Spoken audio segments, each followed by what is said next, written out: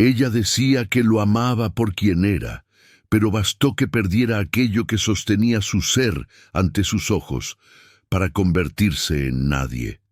Él entregó su cuerpo para salvarle la vida, y ella le dio la espalda, como si no le debiera nada. Pero el mundo no se olvida de quienes aman de verdad, y cuando él regresa, no regresa para herir, regresa entero, porque el tiempo podrá llevarse partes del cuerpo, pero no puede arrancar la dignidad de quien se niega a dejar de amar. Aquella noche de junio, el cielo sobre Bogotá se sentía más pesado de lo normal. El viento soplaba por las rendijas del apartamento como si quisiera advertir que algo estaba a punto de cambiar. Mateo estaba solo en la cocina, revolviendo una olla de pasta en salsa blanca, mientras una música suave llenaba los espacios vacíos. Era su cumpleaños número 30. Pero no había globos ni invitados. Solo él, 2 copas de vino barato y una mesa puesta con esmero. Valeria, su novia, todavía no había llegado. Llevaban 2 años juntos. Compartían un apartamento sencillo, lleno de libros apilados, plantas descuidadas y un sofá que ya no soportaba el peso de los dos. Mateo trabajaba desde casa como analista de sistemas. Silencioso, amable, el tipo de hombre que te manda un mensaje solo para recordarte que tomes agua. Valeria decía que lo amaba por eso, por la paz, por su manera dulce, casi antigua, de existir. Pero en el último mes, algo se había transformado. Las conversaciones se hicieron más cortas, las caricias más escasas. Ella hablaba mucho sobre la vida de sus amigas, viajes, ropa cara, apartamentos más grandes, y Mateo hablaba del aroma del café por la mañana, de los pájaros que se posaban en la ventana. Parecía que vivían en estaciones distintas. Miró el reloj por tercera vez. La cera de la vela en el centro de la mesa ya se había derretido sobre el vidrio. La comida se enfriaba, pero su corazón aún se sentía cálido. Él creía que el amor era eso, insistir incluso cuando la otra persona parece distante. Solo que no sabía que, esa noche, lo que se iba a enfriar no era solo la cena. Valeria llegó casi 1 hora después. Ni siquiera tocó la puerta. Entró hablando por teléfono, con los tacones mojados, haciendo ruido en el piso. Mateo se levantó con una sonrisa tímida. Ella pasó a su lado como quien cruza un pasillo vacío. «Sí, Carlos, te llamo luego. Acabo de llegar». Colgó sin siquiera mirarlo, y solo entonces se dio cuenta de la mesa puesta. «¿Qué es esto?» «Yo preparé algo para nosotros. Es mi cumpleaños». Ella titubeó como si recién lo recordara. «Ay, es verdad. Fue un día de locos». Se sentó en el sofá, se quitó los zapatos con prisa y encendió la televisión.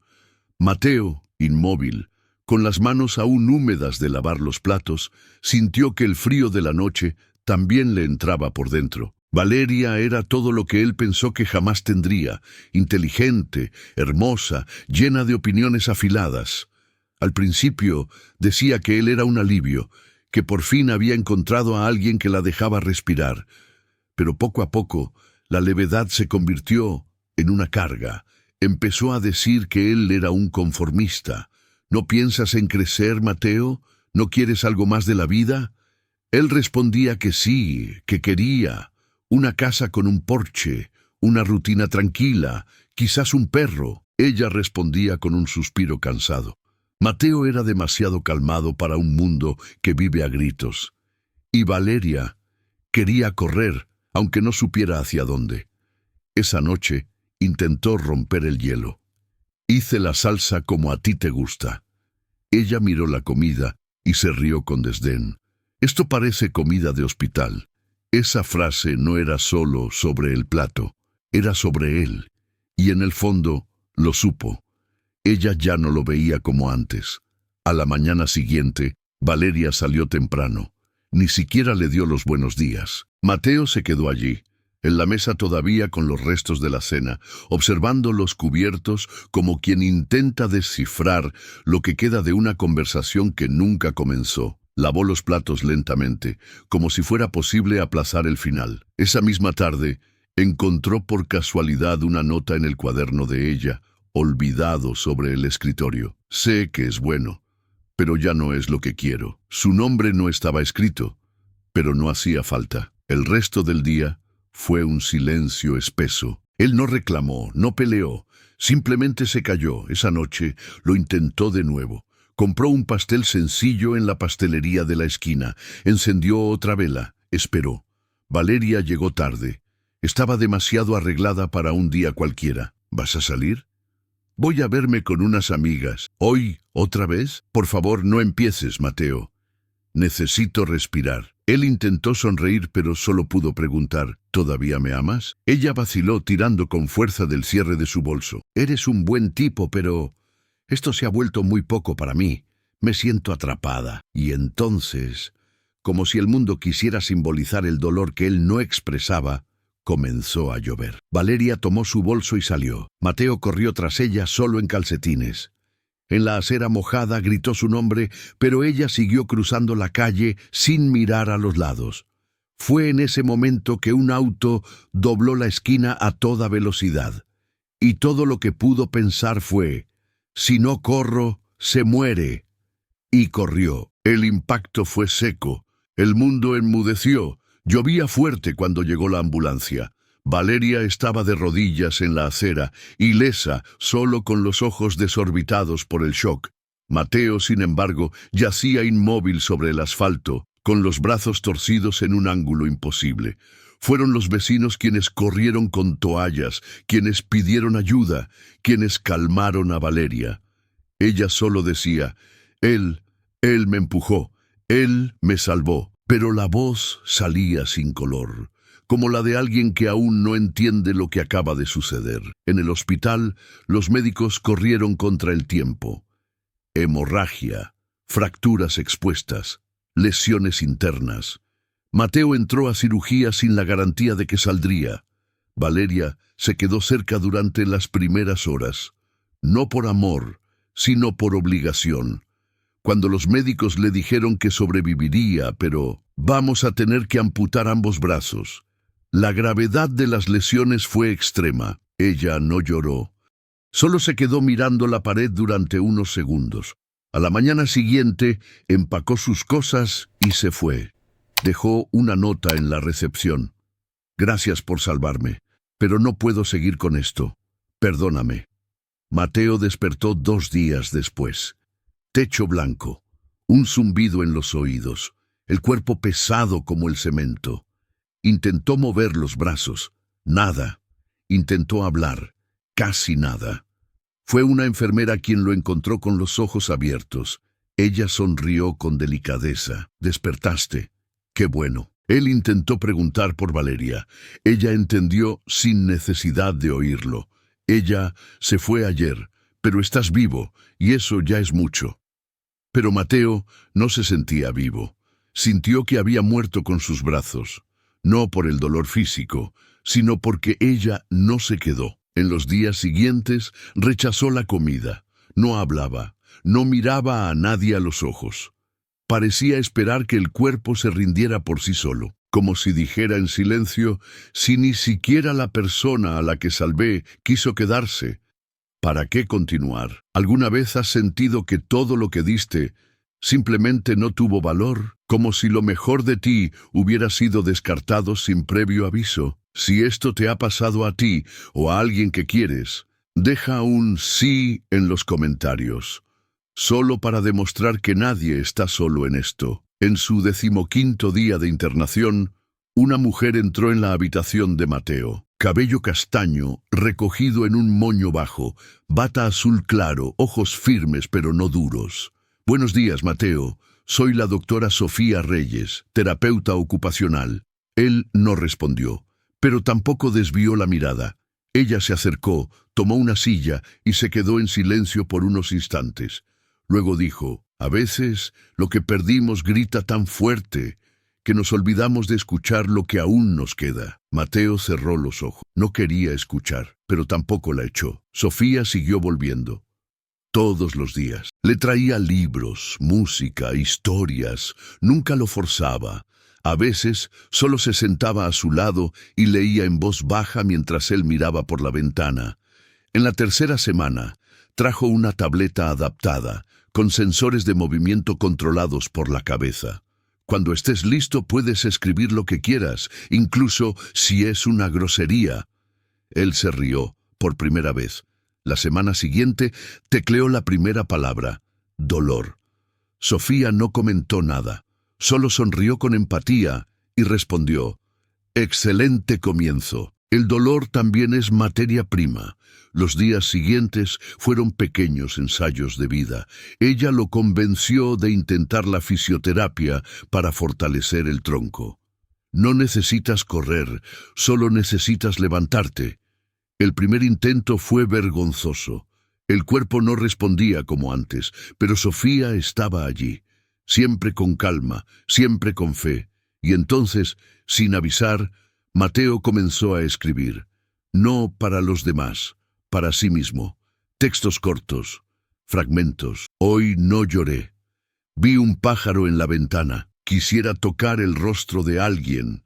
Sofía lo leía todo. A veces le dejaba notas de vuelta. Ya lo haces, solo que con las palabras. Con el tiempo aceptó salir de la habitación, primero a la sala de rehabilitación, luego al jardín. Allí, en una tarde nublada, él le dijo, «No me tratas como un proyecto, ¿verdad?» Ella respondió, «No, te trato como a alguien que está reaprendiendo a ser él mismo por completo». Y en ese instante se dio cuenta. Quizás amar de verdad era eso. No llevar a alguien en brazos, sino caminar a su lado, aunque fuera con pasos inciertos. Pasaron los meses. Mateo, ya fuera del hospital, vivía solo en un pequeño apartamento adaptado. Había aprendido a valerse por sí mismo con tecnología de asistencia. Escribía para un blog que ganaba cada vez más lectores y daba charlas en línea sobre cómo empezar de nuevo, siempre con la cámara mostrándolo solo hasta el pecho, no por vergüenza, sino para mantener el enfoque. «Lo que me falta no define quién soy», decía.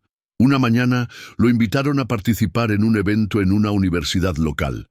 El tema, resiliencia y presencia. Dudó, pero aceptó. El día de la conferencia, el auditorio estaba lleno. Gente de traje, jóvenes atentos, profesores. Mateo subió al escenario con la ayuda de un asistente. El público guardó silencio. Cuando comenzó a hablar, nadie notó la ausencia de sus brazos. Solo veían sus ojos firmes, su voz serena y la historia que calaba hondo sin necesidad de gritar. En la última fila, una mujer lloraba discretamente. Era Valeria. El tiempo la había cambiado. El pelo más corto, los ojos menos arrogantes. Se le acercó al final vacilante. «Yo no sé si quieras escucharme». Mateo la miró con serenidad. «Depende. ¿Viniste a explicarte o a disculparte?» Ella bajó la mirada. Ambas cosas, quizás. Se quedaron unos segundos en silencio, hasta que ella dijo, con la voz entrecortada, «Yo estaba vacía y te exigí lo que no tenía para dar. Cuando me salvaste, huí, porque pensé que me ibas a atar, y en el fondo, la que estaba atada era yo». Mateo no movió un músculo, pero su presencia era inmensa. «No te guardo rencor, Valeria, pero tampoco queda espacio para ti». Ella asintió con un leve gesto. «Te convertiste en alguien que nunca imaginé». Él sonrió. «Me convertí exactamente en quien siempre fui. Solo que necesité perderlo todo para entenderlo». Y entonces simplemente se dio la vuelta y se fue. Sin prisa, sin revancha, solo en paz. A la salida del auditorio, Sofía lo esperaba sentada en un banco de concreto, con un abrigo doblado sobre las rodillas y la misma mirada tranquila de siempre. Cuando vio a Mateo acercarse, se levantó. Él no dijo nada. Solo apoyó su frente contra la de ella por unos segundos, como quien agradece por todo sin necesidad de palabras. Sofía susurró. «Ella estaba adentro, ¿no es así?» Mateo asintió. pero esta vez no dolió. Los dos caminaron despacio hasta el estacionamiento.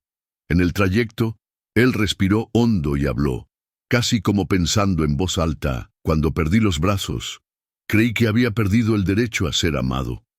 Sofía lo miró con firmeza pero con dulzura. ¿Y ahora? Ahora sé que el amor de verdad no exige perfección, solo presencia. Ella sonrió, con los ojos húmedos. Entonces, vamos a casa.